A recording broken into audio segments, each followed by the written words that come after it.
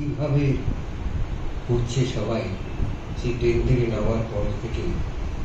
তো যাই হোক, আমি এই যে 1 ঘন্টা ধরে দিদি যে কথাটা বললেন, আমাদের এই ব্রহ্মা কুমারী বা ব্রহ্মা বাবা যে আদর্শটা, আমার গুরুদেব বলতেন যুগে যুগে আসেন যুগ অবতার, কত লীলা করেন পাতিয়া সংসার। এরা সংসার শুধু নিজের সংসার করেন, এরা জগৎ থেকে একটা সংসার রূপে করেছেন। আজকে ব্রহ্মা কুমারীদের ক্ষেত্রে সেই কথাই দেখতে পাচ্ছি আমরা। তা সেই সংসারের যে আদি কথা, এতগুলো কথার মধ্যে দিয়ে আমার তখনই মনে হয়েছিল যে গুরুদেবের কথা এক কথায় আমি বলি। আর সেদিনে হঠাৎ বিষয়টা ঠিক করে দেওয়া ছিল, clue for stress free living,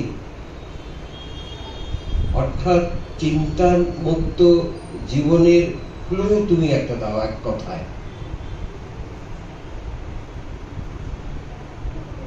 তখন আমার গুরুদেবের একটা কথা মনে পড়ল, যার সঙ্গে হুবহু মিলে যায় এই ব্রহ্মা বাবার আদর্শ। ছোট্ট কথায়, অল্প কথায় আমাকে বলতে হবে। তা আমি তখন একটা কথা বললাম, দেখুন অনেক বড় করে বললে তো এখানে সেই অবকাশ নেই, সময় পাবো 10 মিনিট কি 15 মিনিট। তা ছোট্ট কথায় বলি। তা ছোট্ট কথায় বলতে গিয়ে একটু কথাটা শুনতে খারাপ লাগবে, কিন্তু পরে মনে হয় এটা কত সুন্দর কথা, মনে রাখার মতন কথা, যেটা মনে থাকবে সবার। এখানে যারা শ্রোতা আছেন তারা শুনবেন এবং বললেন উই আর অল টিচার্স। আপনি এত ভালো লাগলো যেমন জল অফার করেন না, দিদি বললেন না কাউকে, অতিথিকে একটা অফার করবেন।